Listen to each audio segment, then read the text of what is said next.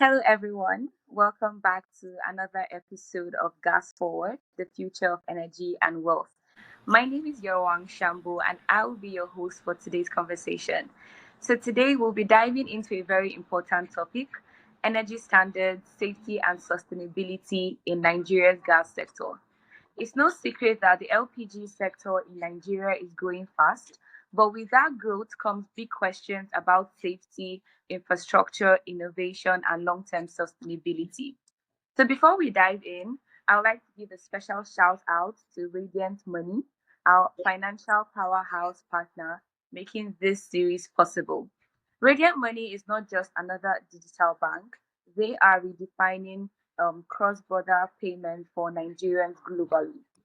If you are newly secured international money transfer operator (IMTO) license from the Central Bank of Nigeria, Radiant Money is now positioned to provide faster, more affordable, and secure global transfers for individuals and businesses alike.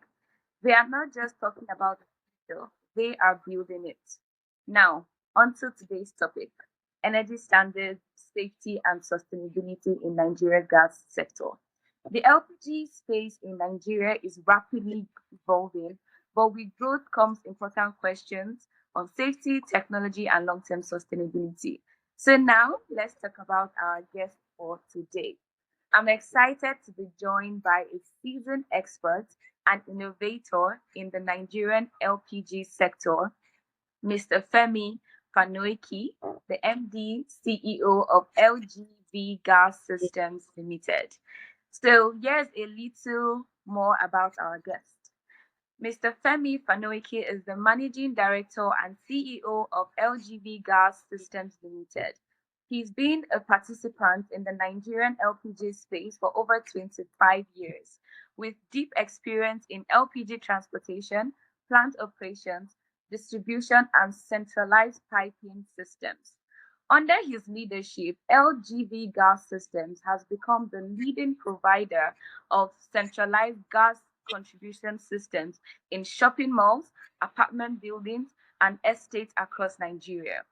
Beyond LGV, Mr. Femi also consults on LPG storage terminal build out and gas to power projects using LPG as engine fuel.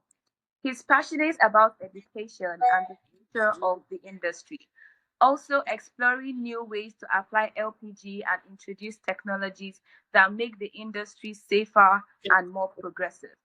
Mr. Femi was at the forefront of launching gas water heaters, gas generators, and gas air conditioning systems in the Nigerian market.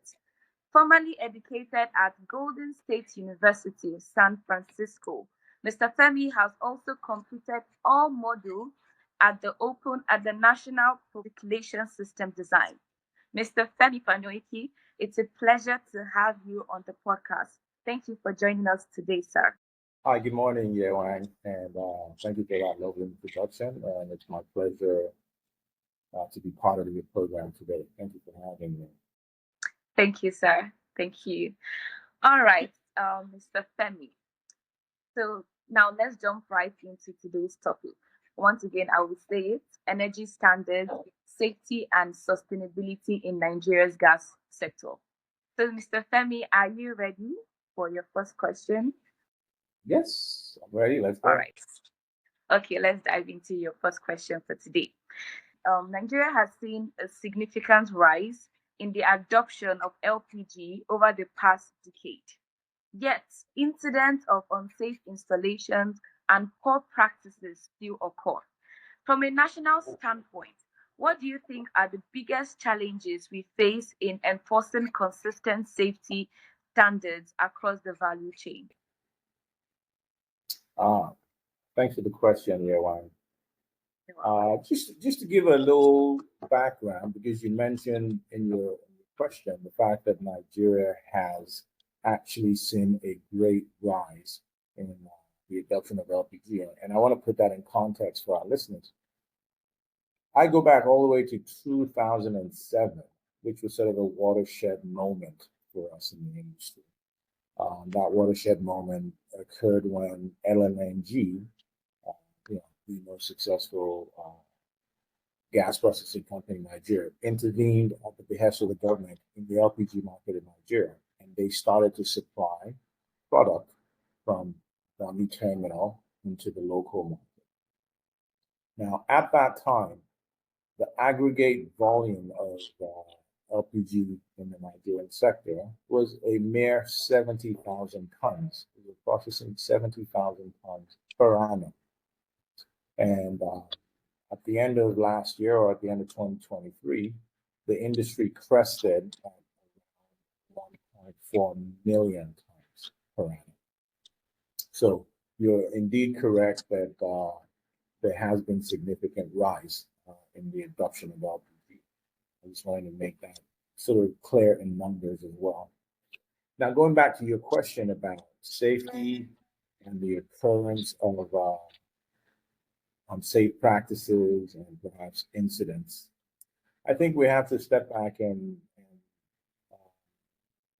accept that we're in an evolutionary process, an evolving process. So there are many aspects of the value chain that contribute to safety, starting with product, practices, regulation, all the way down to regulatory enforcement. So all of these are evolving. You know, what the regulator knew 20 years ago is not the same thing they know now. And so in all spheres of the value chain, we're seeing an evolution.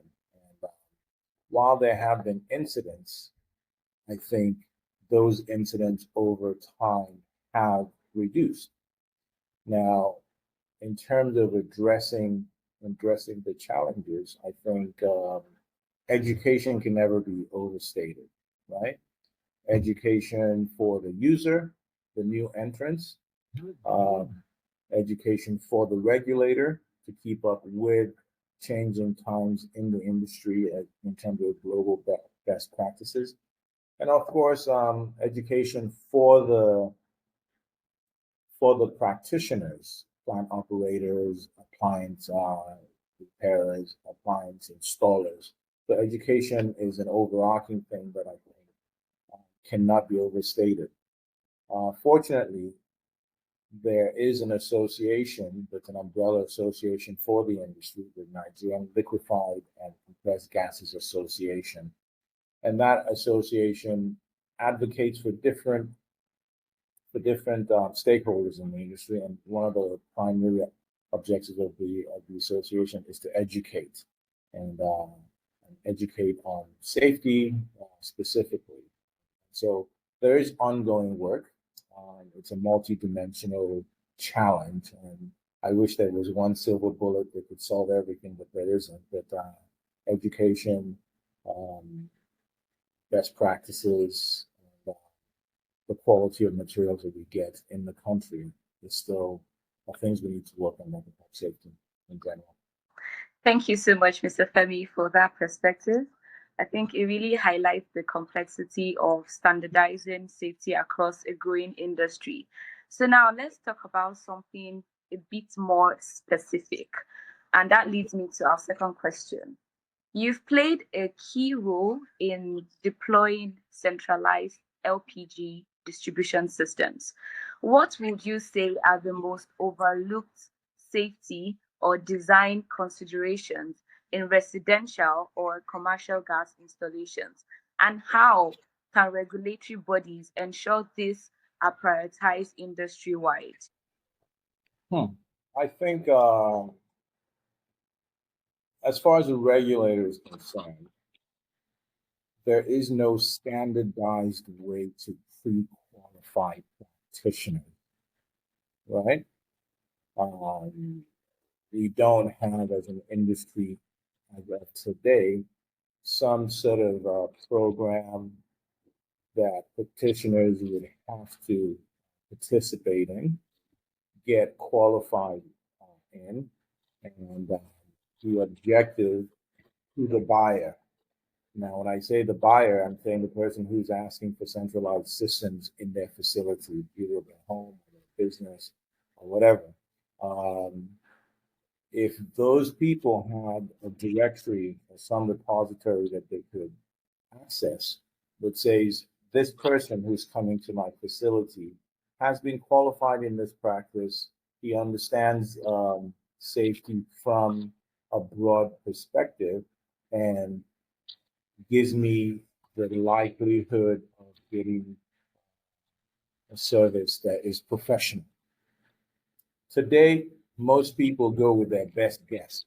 My brother-in-law knows somebody who, does gas piping for AC.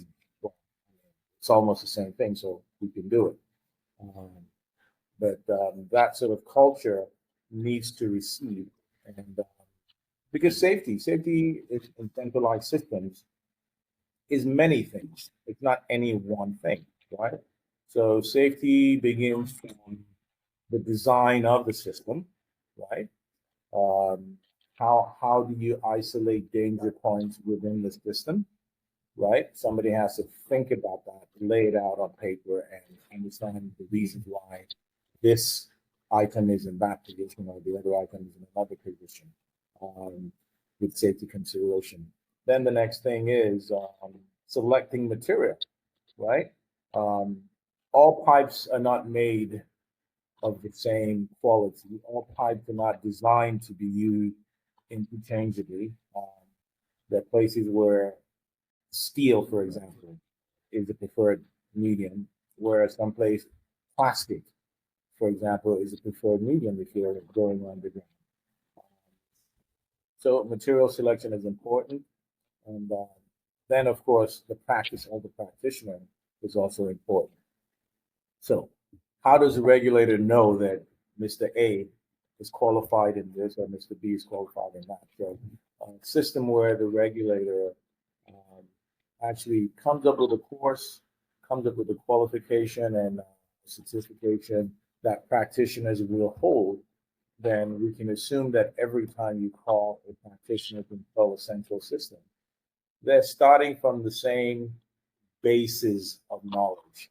Now, there'll always be differences, whether in customer engagement or aftercare service, but at least they're starting from the same bases in terms of education within the context of safety. Thank you so much, Mr. Femi.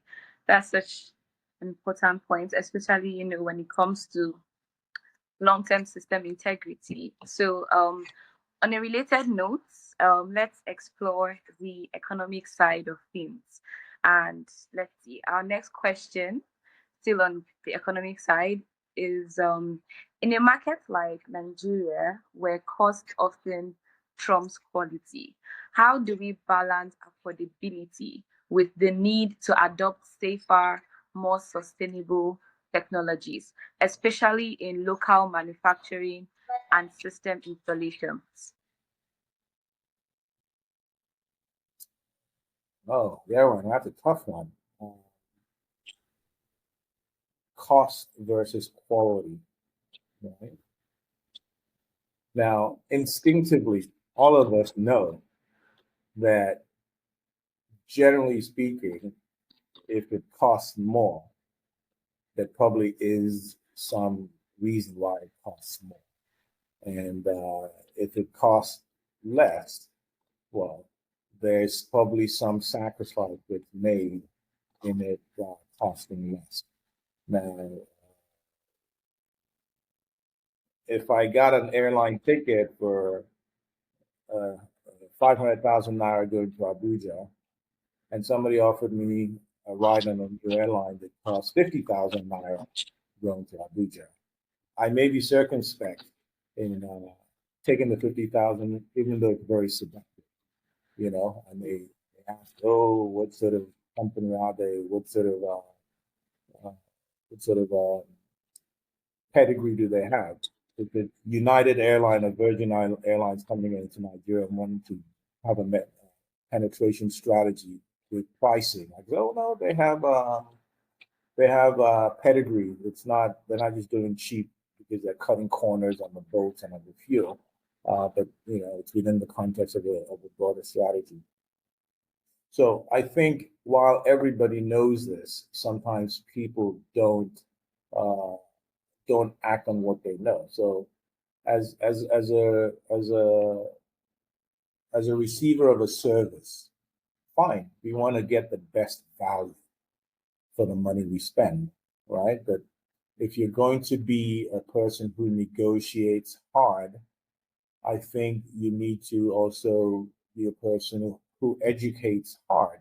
So you're educating yourself on what you want to buy so that you can negotiate sensibly, not in a way where you're just haggling all the time.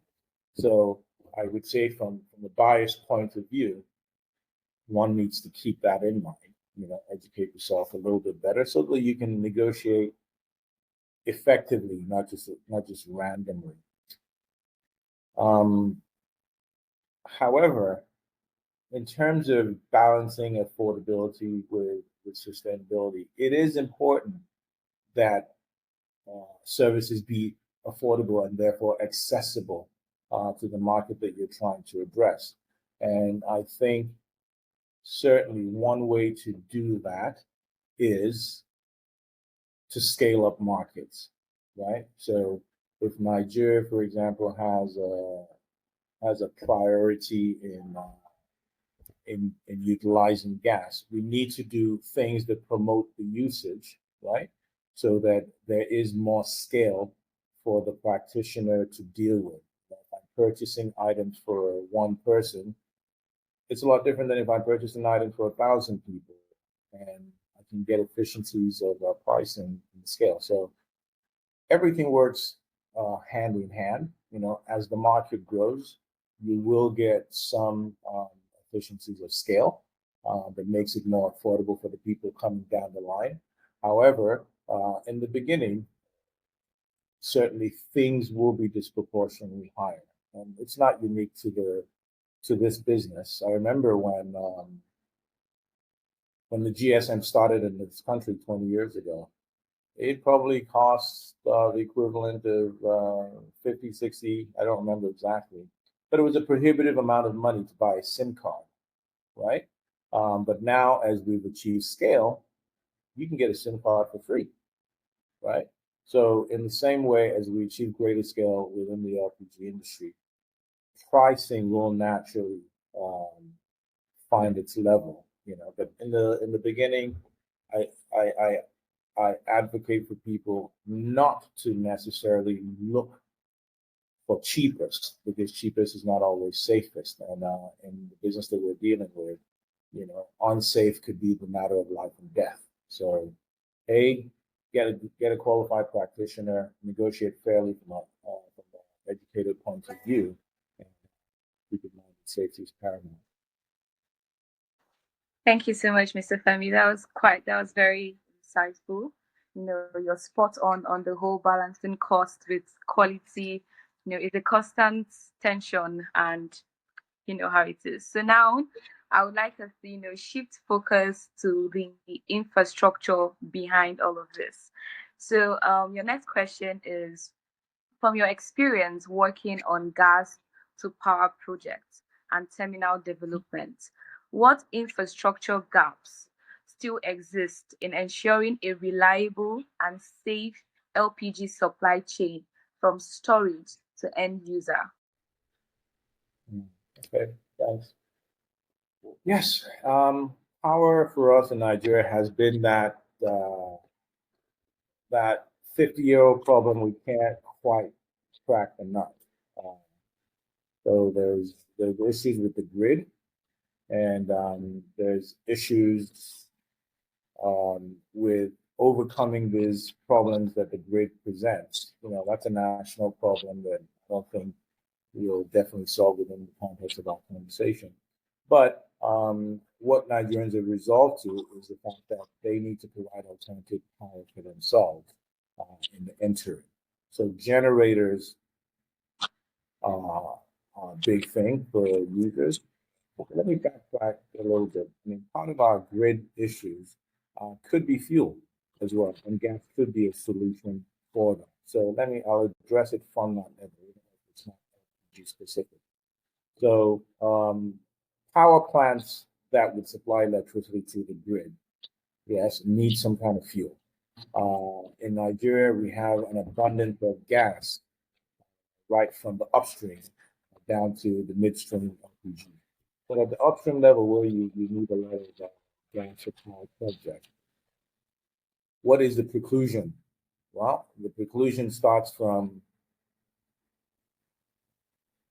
processing gas, right? And then transporting gas through pipelines, which is a very expensive infrastructure to take on, right?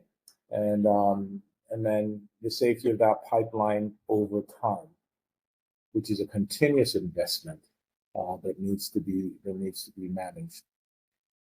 Now, all of this is only feasible within the context of how much will I get as a reward for this exercise. And it goes back to how much do customers pay for the electricity that's being provided by all this infrastructure. If the revenues from the electricity is insufficient to finance this infrastructure, right, then you will see people not making the investment in the infrastructure because there is no logical way to get a return on that investment. So electricity has to be looked at, in a big whole, right from the tariffs that are charged for electricity being fair, and fair enough that encourage investment further down the line to make that electricity available. Coming down to self-generation, I just spoke about generation at the top level, grid level, but coming down to self-generation, the generators that we all have at home and in our businesses, diesel is the mainstay today.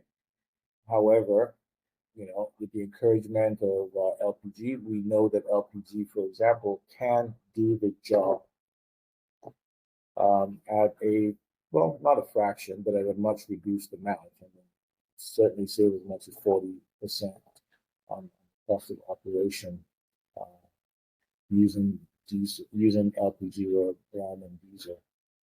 And what are the limiting factors that make that a challenge?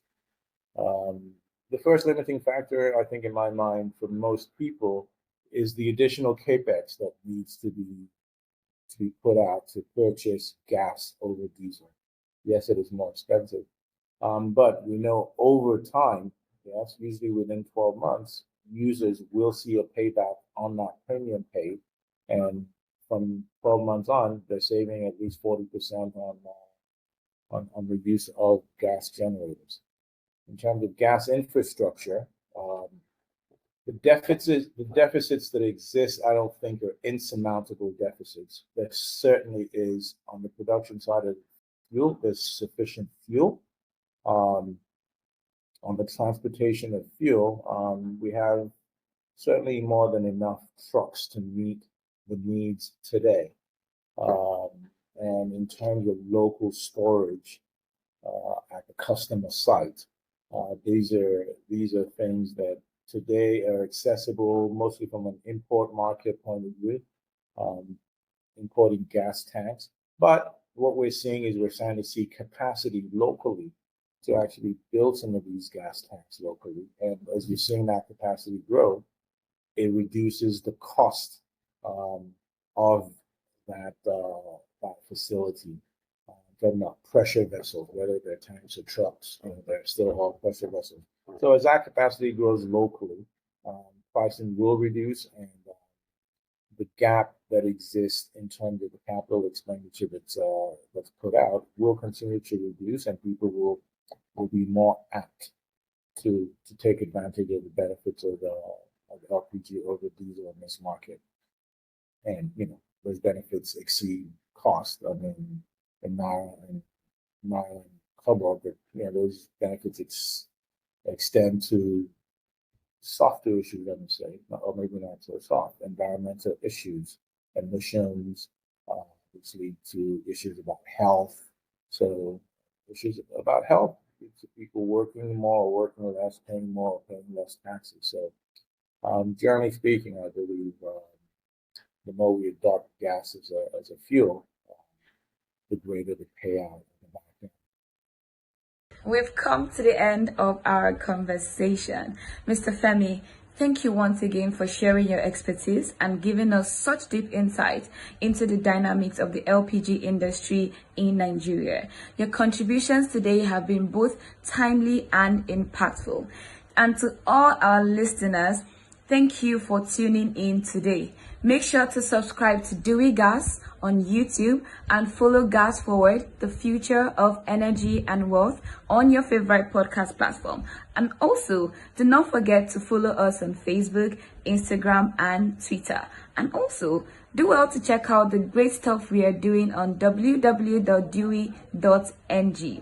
All right, everybody, until next time, stay safe and keep advocating for clean energy solutions. Thank you once again and see you on our next episode. Bye for now.